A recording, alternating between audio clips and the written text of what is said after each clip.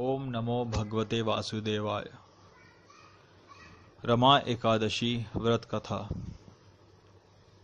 भाव विहल होते हुए अर्जुन ने कहा, हे श्री कृष्ण, आप मुझे कार्तिक माह के कृष्ण पक्ष की एकादशी की कथा सुनाइए। इस एकादशी का नाम क्या है तथा इसमें किस देवता की पूजा की जाती है? इस एकादशी का व्रत करने से किस फल की प्राप्ति होती है? कृपा करके यह सब विधान पूर्वक कहिए। भगवान श्री कृष्ण ने कहा, हे अर्जुन, कार्तिक माह के कृष्ण पक्ष के एकादशी को रमा एकादशी कहते हैं।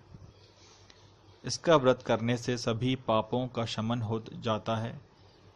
इसकी कथा इस प्रकार है, ध्यान पूर्वक श्रवण करो। पौराणिक काल में मुचुकुंद नाम का राजा राज्य करता था। इंद्र, वरुण, कुबेर, विभीषण आदि उसके मित्र थे। वह बड़ा सत्यवादी तथा विष्णु भक्त था।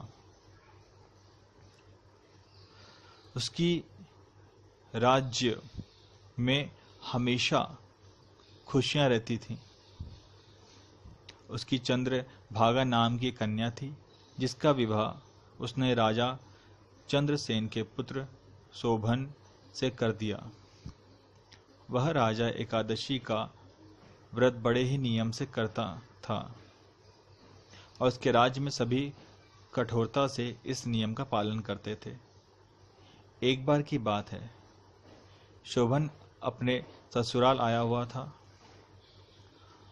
वह कार्तिक मास का महीना था। उसी मास में महापुण्यदायिनी रमा एकादशी आ गई। इस दिन सभी व्रत रखते थे। चंद्रभागा ने सोचा कि मेरे पति तो बड़े कमजोर शरीर के हैं, वे एकादशी का व्रत कैसे करेंगे, जबकि पिता के यहाँ तो सभी को व्रत करने की आज्ञा है। मेरा पति राजाज्ञा मानेगा तो बहुत कष्ट पाएगा। चंद्रभागा को जिस बात का डर था वही हुआ। राजा ने आदेश जारी किया कि इस समय उनका दामाद राज्य में पधारा हुआ है, अतः सारी प्रजा विधान पूर्वक एकादशी का व्रत करे। जब दशमी आई तब राज्य में ढिंडोरा उसे सुनकर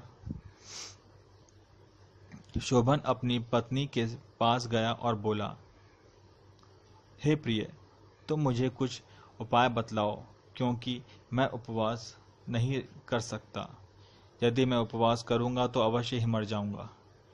पति की बात सुन चंद्रभागा ने कहा, हे स्वामी, मेरे पिता के राज्य में एकादशी के दिन कोई भी भोजन नहीं करता। यहाँ तक कि हाथी, घोड़ा, ऊंट, पशु आदि भी तृण, अन्न, जल आदि ग्रहण नहीं करते। फिर भला मनुष्य कैसे भोजन कर सकते हैं? यदि आप उपवास नहीं कर सकते तो किसी दूर स्थान में चले जाइए, क्योंकि यदि आप यहाँ रहेंगे तो आपको व्रत तो अवश्य ही करना पड़ेगा। पत्नी की बात सुन शोभन ने कहा, हे प्रिय, तुम्हारी राय उचित है, परंतु मैं व्रत करने के डर से किसी दूसरे स्थान पर नहीं जाऊंगा। अब मैं व्रत अवश्य ही करूंगा, परिणाम चाहे कुछ भी क्यों न हो। भाग्य में लिखे को भला कौन टाल सकता है। सभी के साथ शोभन ने भी एकादशी का व्रत किया और भूख और प्यास के अत्यंत व्याकुल होने लगा। सूर्य नारायण भी अस्त हो गए और जागरण के लिए रात्रि भी आ गई। वह रात शोभन को असहनीय दुख देने वाली थी। दूसरे दिन सूर्योदय होने से पूर्व ही भूख प्यास के कारण शोभन के प्राण पखेरु हो गए। राजा ने शोभन के मृत शरीर को जल प्रवाह करा दिया और अपनी पुत्री को आज्ञा दी कि वह सती न हो और भगवान विष्णु की कृपा पर भरोसा रखे। चंद्रभागा अपने पिता की आज्ञानुसार सती नहीं हुई। वह अपने पिता के घर रहकर एकादशी के व्रत करने लगी। उधर रमा एकादशी के प्रभाव से शोभन को जल से निकाल लिया गया और भगवान विष्णु की कृपा से उसे मंदराचल पर्वत पर धन्य धान्य से परिपूर्ण तथा शत्रु रहित देवपुर नाम का एक उत्तम नगर प्राप्त हुआ। उसे वहां का राजा बना दिया गया। उसके महल में रत्न तथा स्वर्ण के खंभे लगे हुए थे। राजा शोभन स्वर्ण तथा मणियों के सिंहासन पर सुंदर वस्त्र तथा आभूषण धारण किए बैठा था। गंधर्व तथा अप्सराएं नृत्य कर उसकी स्तुति कर रहे थे। उस समय राजा शोभन मानो दूसरा इंद्र प्रतीत हो रहा था। उन्हीं दिनों मुचुकुंद नगर में रहने वाला सोम शर्मा नाम का एक ब्राह्मण तीर्थ यात्रा के लिए निकला हुआ था। घूमते घूमते वह शोभन के राज्य में जा पहुंचा। उसको देखा। वह ब्राह्मण उसको राजा का जमाई जानकर उसके निकट गया। राजा शोभन ब्राह्मण को देख आसन से उठ खड़ा हुआ और अपने स्वसुर तथा स्त्री चंद्र भागा की कुशल क्षेम पूछने लगा। शोभन की बात सुन सोम शर्मा ने कहा, हे राजन, हमारे राजा कुशल हैं तथा आपकी पत्नी चंद्रभागा भी कुशल है। अब आप अपना वृतांत बतलाइए। आपने तो रमा एकादशी के दिन अन्न जल ग्रहण न करने के कारण प्राण त्याग दिए थे। मुझे बड़ा विस्मय हो रहा है कि ऐसा विचित्र और सुंदर नगर, जिसको ना तो मैंने कभी सुना और ना कभी देखा है, आपको किस प्रकार प्राप्त हुआ। इस पर शोभन ने कहा, हे देव, यह सब कार्तिक माह के कृष्ण पक्ष की रमा एकादशी के व्रत का फल है। इसी से मुझे यह अनुपम नगर प्राप्त हुआ है, किंतु यह अस्थिर है। शोभन की बात सुन ब्राह्मण बोला, हे राजन, यह अस्थिर क्यों है और स्थिर किस प्रकार हो सकता है, सो आप मुझे समझाइए। यदि इसे स्थिर करने के लिए मैं कुछ कर सका तो वह उपाय मैं अवश्य ही करूँगा। राजा शोभन ने कहा, हे ब्राह्मण देव, मैंने वह व्रत विवश होकर तथा श्रद्धा रहित किया था। उसके प्रभाव से मुझे यह अस्थिर नगर प्राप्त हुआ। परंतु यदि तुम इस वृतांत को राजा मुचुकुंद की पुत्री चंद्रभागा पे कहोगे तो वह उसको स्थिर बना सकती है। राजा शोभन की बात सुन ब्राह्मण अपने नगर को लौट आया और उसने चंद्रभागा से सारा वृतांत कह सुनाया। इस पर राजकन्या चंद्रभागा बोली, हे ब्राह्मण देव, आप क्या वह सब दृश्य प्रत्यक्ष देख कर आए हैं या अपना स्वप्न कह रहे हैं। चंद्रभागा की बात सुनकर ब्राह्मण बोला, हे राजकन्या, मैंने तेरे पति शोभन तथा उसके नगर को प्रत्यक्ष देखा है, किंतु वह नगर अस्थिर है।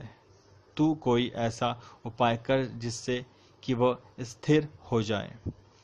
ब्राह्मण की बात सुन चंद्रभागा बोली, हे ब्राह्मण देव, आप मुझे उस नगर में ले चलिए।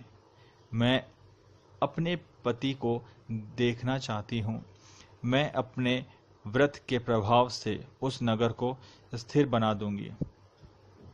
चंद्रभागा के वचनों को सुनकर वह ब्राह्मण उसे मंदराचल पर्वत के पास वामदेव के आश्रम ले गया। वामदेव ने उसकी कथा को सुनकर चंद्रभागा का मंत्रों से अभिषेक किया। चंद्रभागा मंत्रों तथा व्रत के प्रभाव से दिव्य देह धारण करके पति के पास चली गई। शोभन ने अपनी पत्नी चंद्रभागा को देखकर उसे प्रसन्नतापूर्वक आसन पर अपने पास बैठा लिया। चंद्रभागा ने कहा, हे स्वामी, अब आप मेरे पुण्य को सुनिए। जब मैं अपने पिता के घर में 8 वर्ष की थी, तभी से मैं सविधि एकादशी का व्रत कर रही हूँ। उन्हीं व्रतों के प्रभाव से आपका यह नगर स्थिर हो जाएगा और सभी कर्मों से परिपूर्ण होकर प्रलय के अंत तक स्थिर रहेगा। चंद्रभागा दिव्य स्वरूप धारण करके तथा दिव्य वस्त्र अलंकारों से सजकर अपने पति के साथ सुखपूर्वक रहने लगी। हे अर्जुन, यह मैंने रमा एकादशी का महात्म्य कहा है। जो मनुष्य रमा एकादशी के व्रत को करते हैं, उनके सभी पाप नष्ट हो जाते हैं।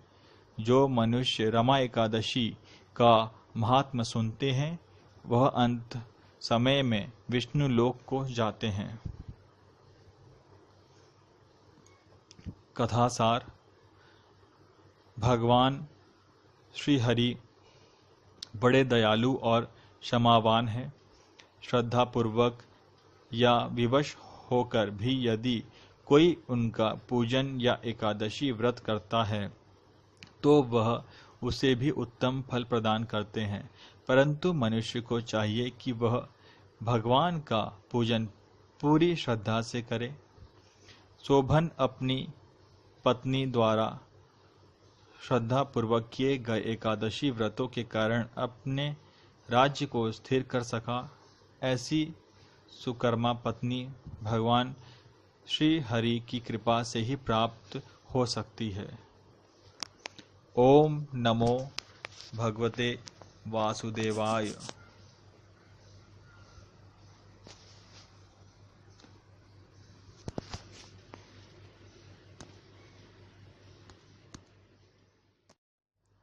ओम नमो भगवते वासुदेवाय। रमा एकादशी व्रत कथा।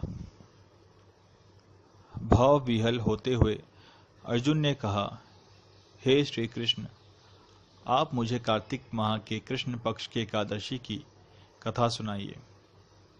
इस एकादशी का नाम क्या है तथा इसमें किस देवता की पूजा की जाती है? इस एकादशी का व्रत करने से किस फल की प्राप्ति होती है? कृपा करके यह सब विधान पूर्वक कहिए। भगवान श्री कृष्ण ने कहा, हे अर्जुन, कार्तिक